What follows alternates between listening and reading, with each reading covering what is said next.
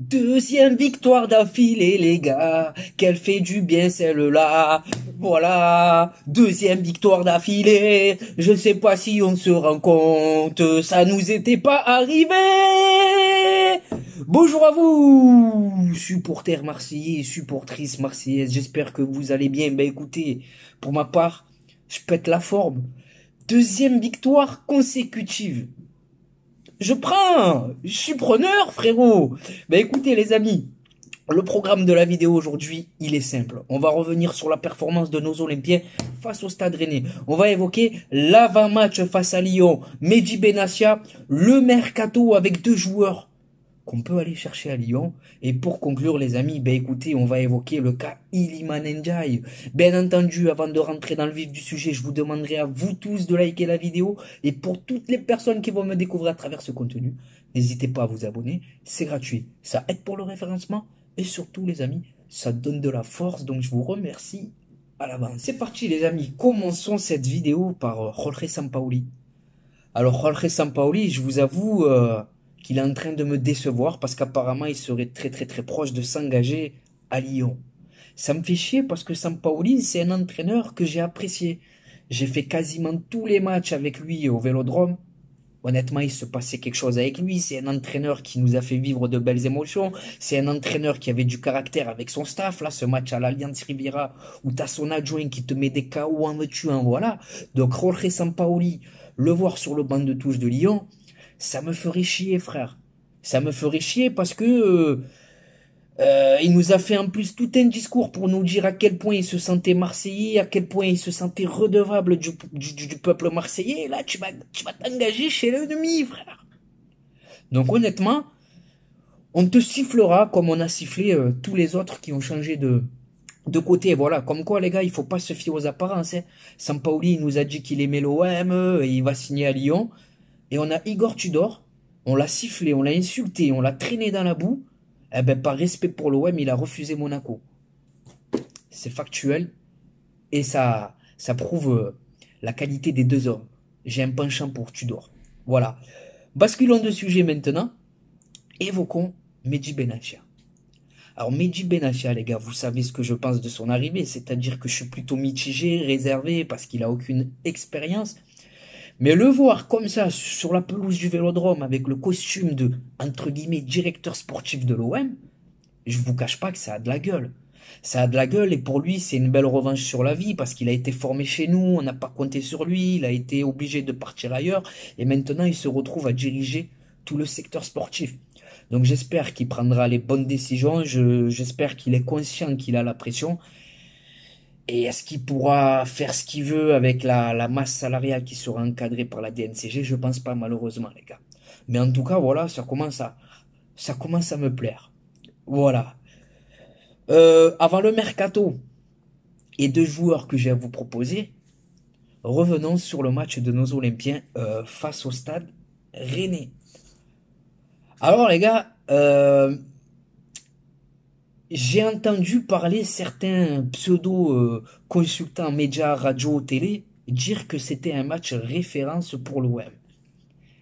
Je suis pas du tout d'accord avec ça. C'est pas un match référence. Parce qu'un match référence, c'est un match où tu as été bon dans tous les domaines du jeu, c'est un match où tu as dominé ton adversaire et surtout, un match référence, c'est un match en face où tu as une réelle adversité.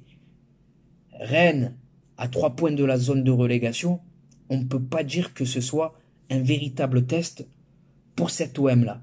Mais, je suis satisfait. Je suis satisfait parce qu'on enchaîne avec une deuxième victoire consécutive. Ça faisait un moment que ça nous était pas arrivé. Je suis content parce que en Ligue 1, on restait sur 4 matchs sans victoire. Et là, on est en train de casser la dynamique. On est en train de casser la mauvaise spirale dans laquelle on était avec cette victoire dans la douleur face à l'Ajax. Et cette victoire où on a plutôt maîtrisé, entre guillemets, le Stade Rennais. Alors, ce que j'ai vu sur la pelouse, c'est un Stade Rennais qui avait de la qualité pour nous faire mal, mais malheureusement pour eux, il aura manqué de justesse technique pour nous faire mal dans les 30 derniers mètres. Et nous, on est allé au courage, on est allé au caractère, on est allé à l'envie, parce que vous m'excuserez les gars, sur le contenu, voilà, On y repassera. Mais je suis content de ce que j'ai vu. Aubameyang, taille patron. 4e but de la semaine pour Aubameyang. Et c'est ce qu'on attend de toi, les gars. Alors vous allez me dire que c'est qu'un penalty. Mais le penalty, à 0-0, dans la situation d'Aubameyang, avec son statut, avec toutes les critiques qui peuvent l'entourer, faut avoir le courage de prendre le penalty et de le mettre. Donc Aubameyang, taille patron, encore une fois, ce que j'apprécie avec lui, c'est qu'on le sent plus concerné dans le jeu. Il va presser, dos au jeu, il est plutôt intéressant avec ses déviations. Donc Aubameyang qui continue comme ça. Samuel Gigot, les gars. Alors Samuel Gigot, je vais le critiquer parce que voilà, je sais qu'il a une hype, il y a beaucoup de supporters qui l'aiment bien. Mais Samuel Gigot, mon ami, va falloir que tu arrêtes le marquage individuel. Va falloir que tu arrêtes de sortir à 80 mètres de ton but. Tu laisses trop d'espace derrière. Tes interventions, elles sont pas sûres. Tu récupères jamais le ballon et derrière, on se retrouve en infériorité numérique pour défendre. Il y a 2 buts qu'on prend à cause de lui face à l'Ajax. Hein. Donc Samuel Gigot, frérot, trouve un juste milieu. Iliman Ndiaye maintenant. Parlons d'Iliman Ndiaye.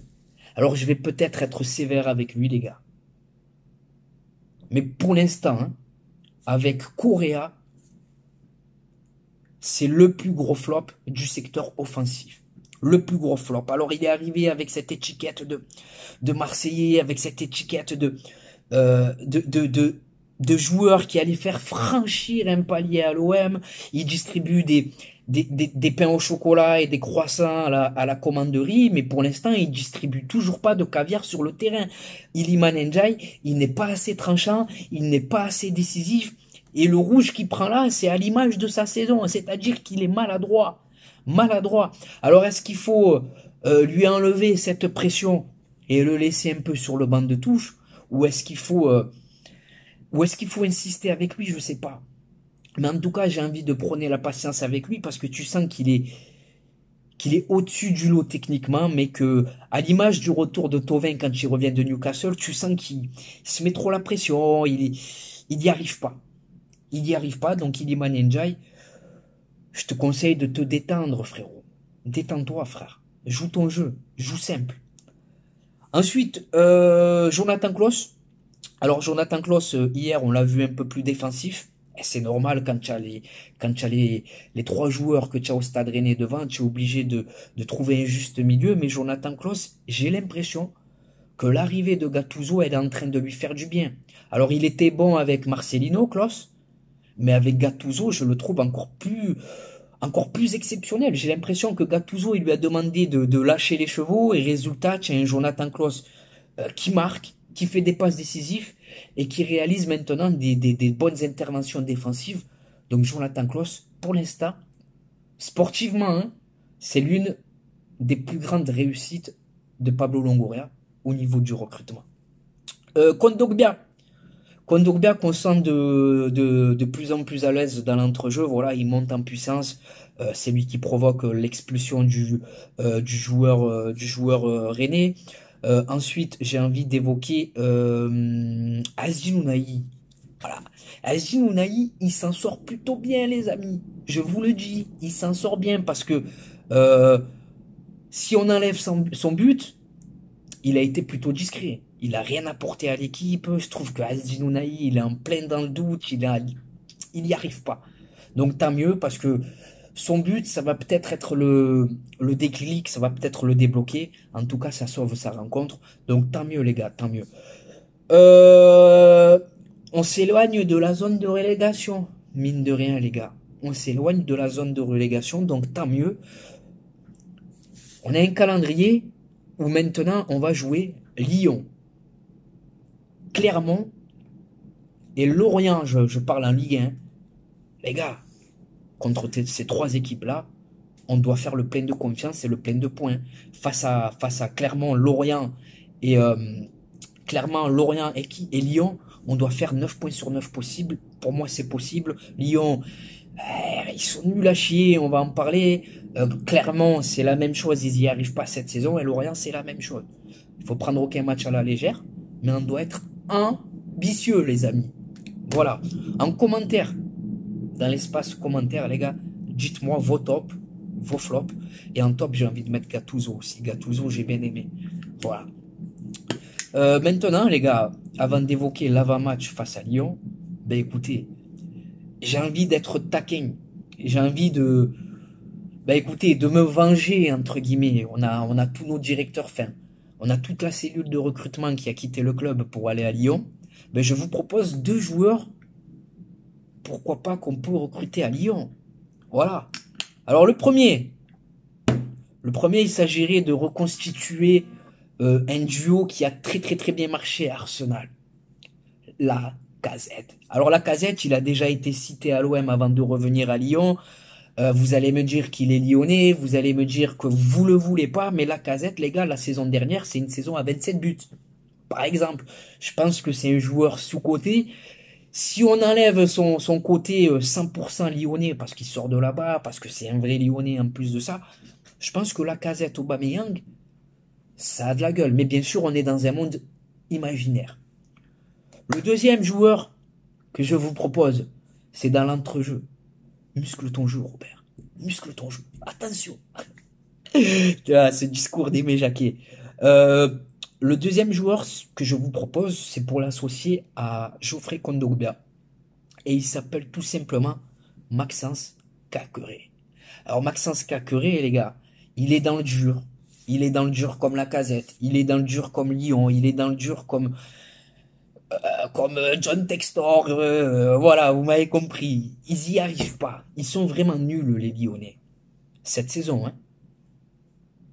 Maxence Caqueret, dans un autre contexte, bon après le contexte Marseille, c'est pas évident, mais dans une autre équipe, Maxence Caqueret, je pense qu'il peut nous faire du bien chez nous. Voilà, ça permet d'avoir un profil complémentaire associé à Kondogbia. Kondogbia, c'est un profil un peu plus physique, un peu plus athlétique, et à côté, on a Maxence Caqueret qui serait un profil un peu plus technique. Voilà. Encore une fois, dites-moi ce que vous en pensez dans les commentaires, mais je sais à quoi m'attendre. Vous en voulez absolument pas. Maintenant, les gars, ben écoutez, on va évoquer l'avant-match. L'avant-match face à l'Olympique Lyonnais.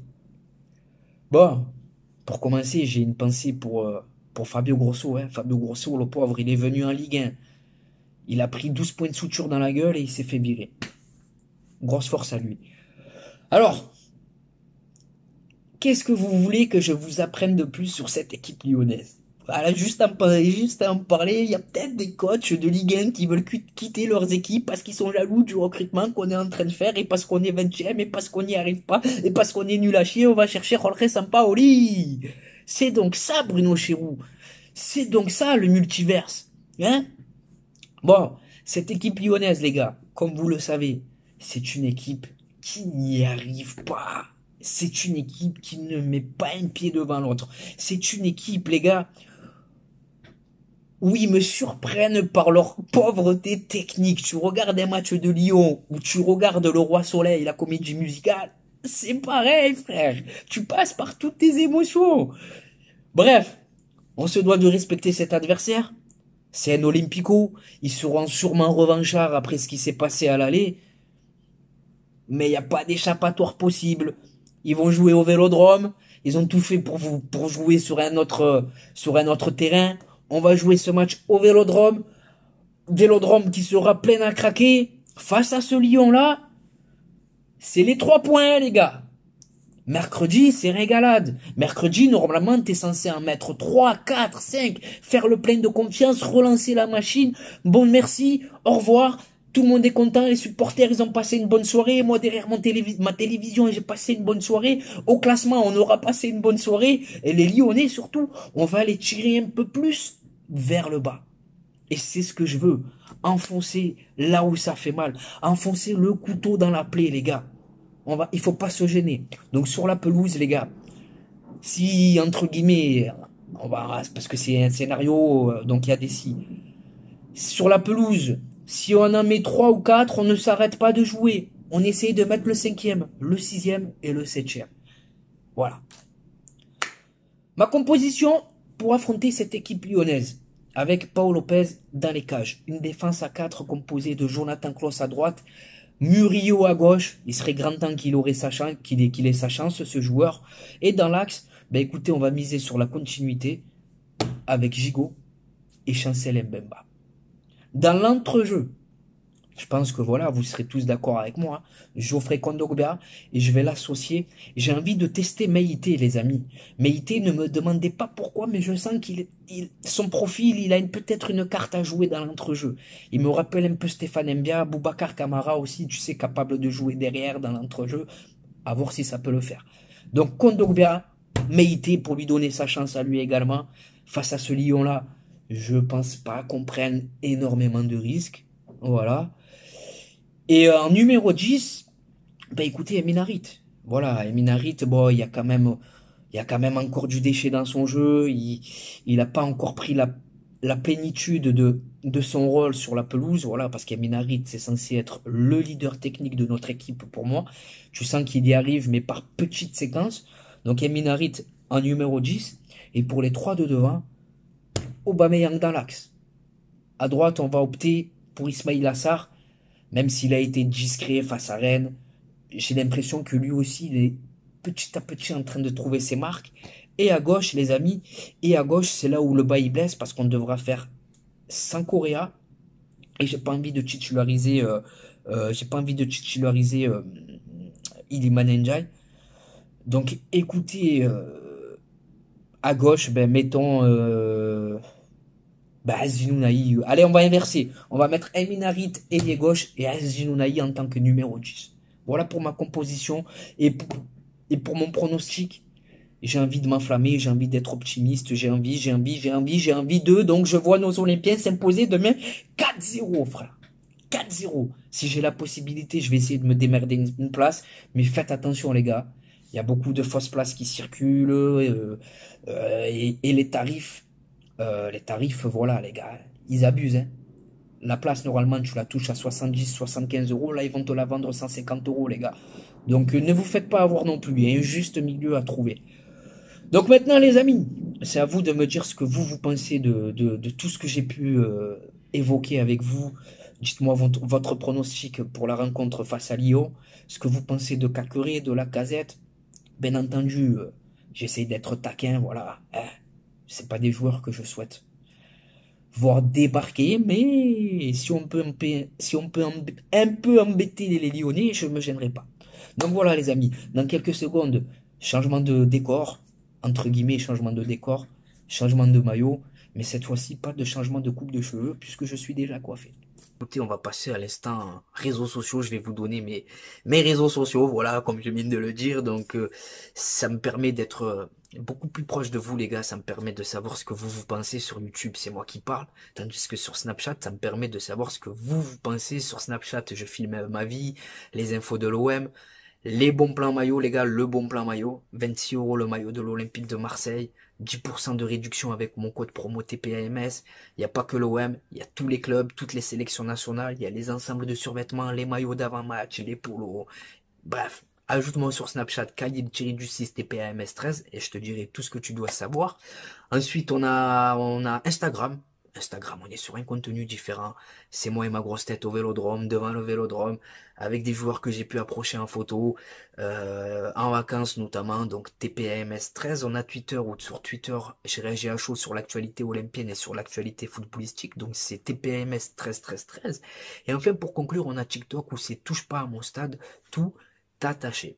Donc voilà les amis, c'est pour vous, c'est cadeau. Maintenant c'est à vous de jouer, c'est à vous de contribuer au référencement de cette vidéo en la likant, en vous abonnant et surtout en me disant ce que vous pensez de tout ça en commentaire. C'était Khalilé de Touche pas à mon stade. Je vous souhaite de passer une bonne journée ou une bonne soirée selon le moment où vous visionnez cette vidéo. Et n'oubliez pas les amis, notre virus à nous, c'est l'OM. Ciao les amis. Bon match à la famille. Et bonjour à vous supporters marseillais, supportrices marseillaises, j'espère que vous allez bien. On se retrouve aujourd'hui pour une nouvelle vidéo et pas n'importe quelle vidéo. 24 heures dans la peau d'un supporter marseillais et comme vous pouvez le voir, Aujourd'hui, le cadre, il est tout simplement magnifique. Bien accompagné en attendant le match explosif qui nous attend de ce soir. Olympique de Marseille, Bayer Leverkusen. Donc au programme les amis, là on se rafraîchit, on s'hydrate, bien entendu.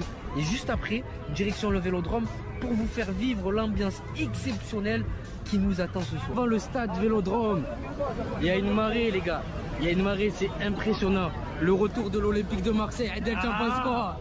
Allez l'OM les gars, tout simplement. Légende olympienne les amis, monsieur Charles de Bonneau. Et regardez les amis comme il est accueillant. Fait la photo avec tout le monde. Normal. Un mot pour le mercato. Le mercato pour l'instant est extraordinaire. On peut faire confiance aux dirigeants. Oui. Ce qu'il y a de certain, c'est qu'il y a d'autres joueurs qui vont arriver. Oh merci, merci. Et encore merci pour tout ce que tu as pu faire pour l'Olympique de Marseille. C'est normal. Exceptionnel les gars. La légende Jean-Charles de Bonneau avec une grosse info mercato. Et là il y a rien frère. Info mercato carrément, tu Il a annoncé 2 grosses arrivées encore les gars, vous l'avez entendu. Les amis, c'est là que tout se passe. C'est là que tout se passe les amis. Le Vélodrome. De retour à la maison les gars. Exceptionnel. Exceptionnel. La ferveur du rêve marseillais. Allez, on ratapoue.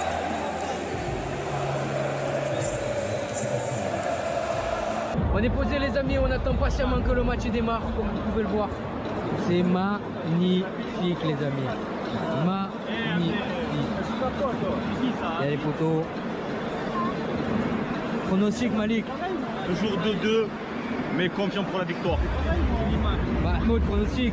Toujours 1-1. Match nul. Adal, pronostic. Exceptionnel les gars. Voilà Imran Soglou. Ounaï.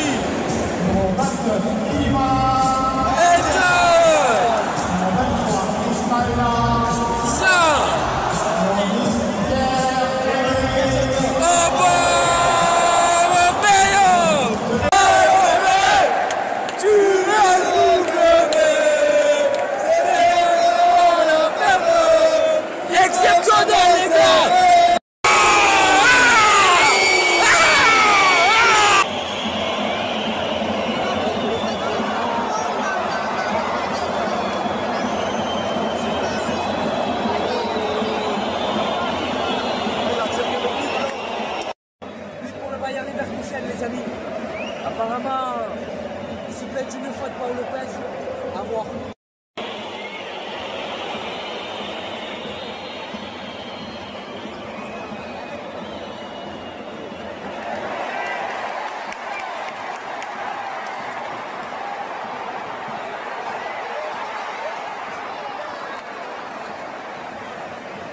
C'est la mi-temps les gars, pour l'instant on n'y arrive pas. Paul Lopez il te ménique, hein.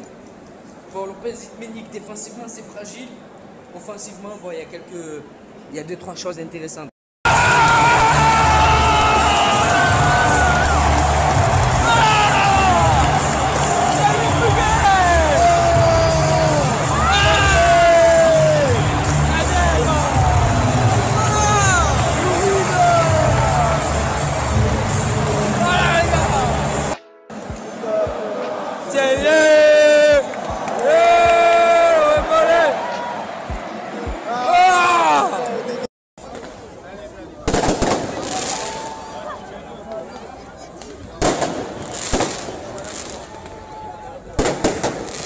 Sur l'âge des joueurs.